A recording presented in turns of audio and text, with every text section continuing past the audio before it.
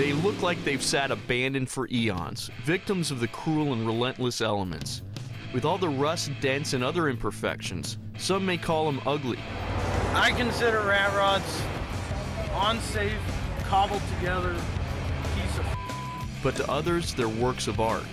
You can't find that nowhere, man. You can't find that anywhere. I have moss. That's original. Are they just vehicles from a bygone era, or wheeled metal sculptures meant to be revered? These weather-worn old trucks are as unique as the 60-year-old subculture of fashion and music that surrounds them.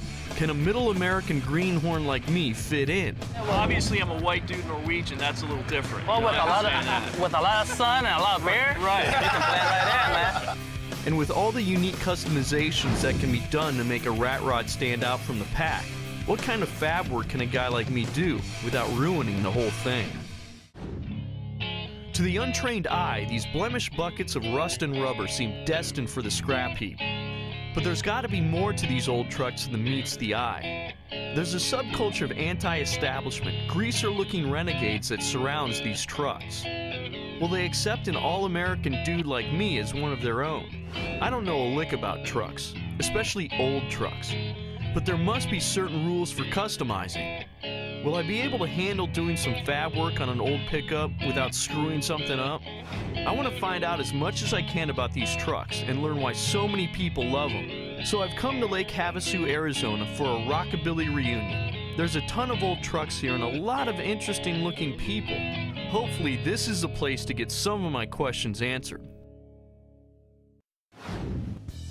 I'm here in Lake Havasu, Arizona, here to check out a Rockabilly reunion. Now, what is Rockabilly? Well, it's a lifestyle. It's a cross between, I think, rock and hillbilly, right? Makes sense. I'm also here to check out RatRods. I don't know what RatRods are. I have some questions. I want them answered. I don't know exactly what a RatRod is. I'm walking around looking at these beautiful hot rods. Beautiful, they're glistening. I'm thinking to myself, these are gorgeous. And then I see this vehicle that looks like it's been around for centuries, for eons. It's been worn by weather. Time has spanked it in the, well, time has really done a bad thing to this vehicle, I think. When I hear of RatRod, I think of obviously an ugly little mammal that runs around in sewers. Hey, bud, what exactly is a RatRod? Are you offended when someone calls a RatRod? Nice. If you don't want to talk, that's fine. It's pretty obvious these trucks are from another era, another lifetime.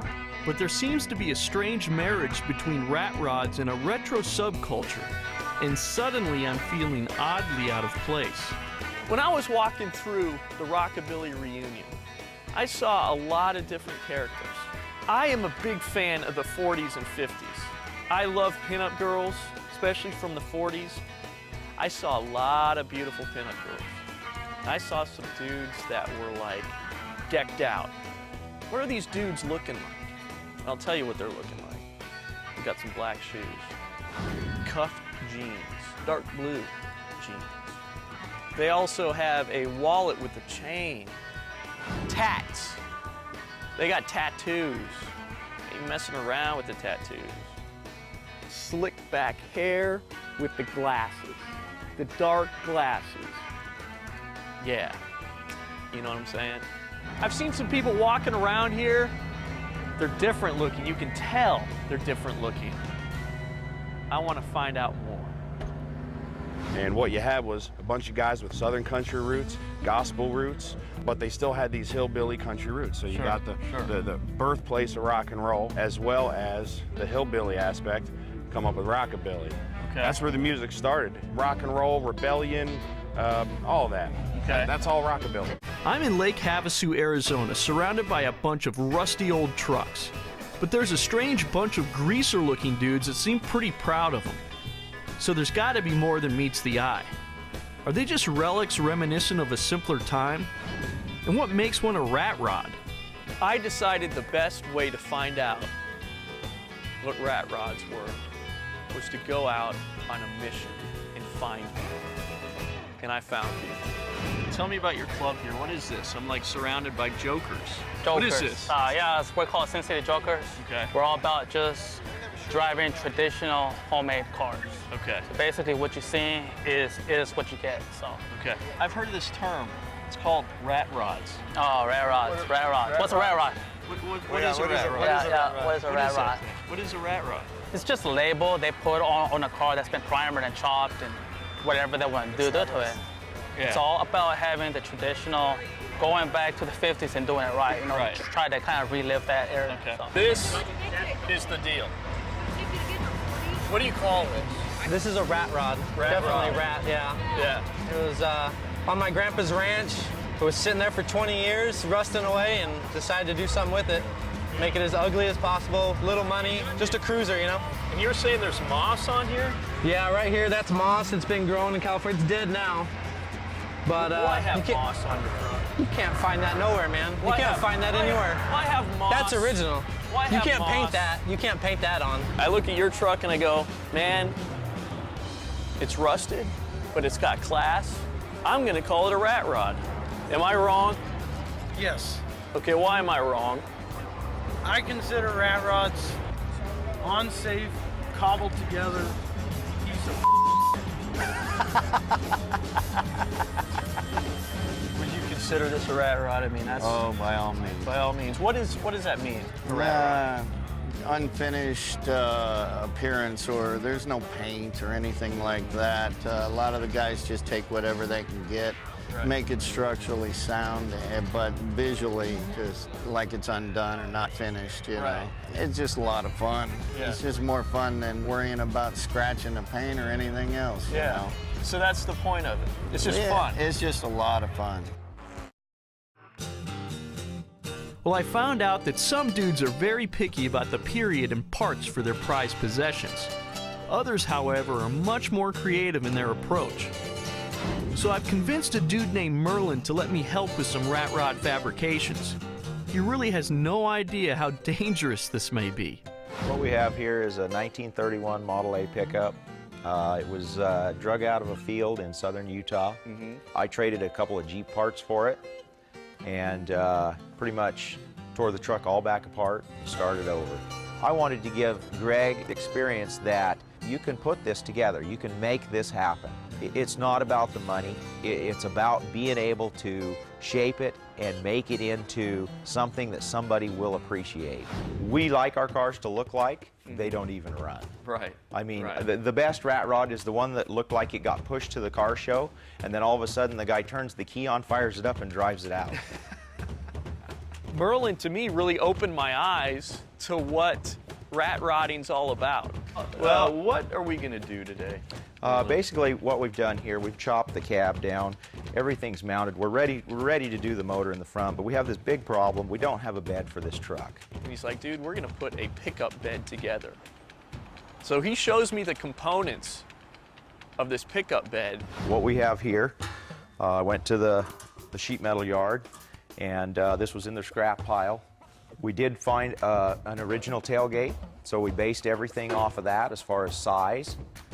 For the front of the bed, I had a 1940s Coca-Cola machine, and I decided to go ahead and incorporate some of these parts just to kind of give it a period correct look. Basically, sheet metal was very hard to come by in the 40s and 50s because of the war. They'd used it all up to make tanks and guns and ammo, and this will be the front section of the bed. Okay. I do have the side panels for the Coca-Cola machine, and they will make the interior door panels. Wow, that's clever. Very creative. With the first Rockabilly fashion requirement out of the way, I feel like if I'm really going to take the plunge, I need to go one final step and get inked. So I came across a tattoo artist named Robert who was willing to work me in. I'd be lying, Robert, if I didn't say I was scared. You probably should be a little scared. I only did this once or twice. Oh, really? Yeah. Today. Perfect. Once or twice today. Well, good. So Robert starts tattooing on my arm. Ouch. Yeah, let's do this. I'll get this first little part out the way here.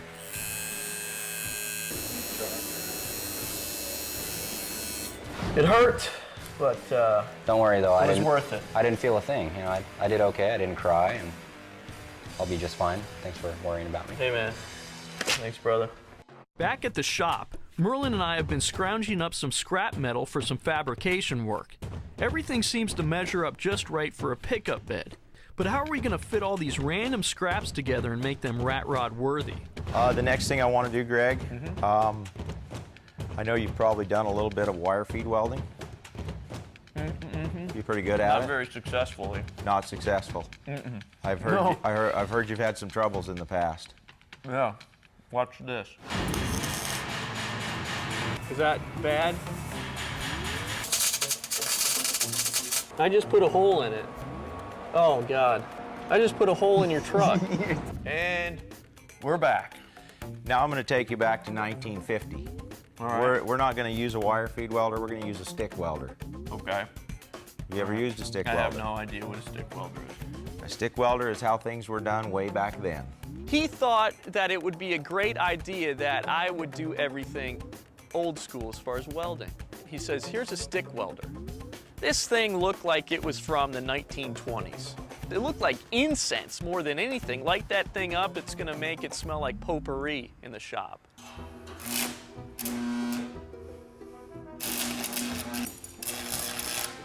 Most people, it takes at least 2 hours to learn how to strike an arc with a stick welder. Greg actually picked it up and he figured it out right away. Go ahead and get that side and we'll see if we can make a pickup truck out of this. All right.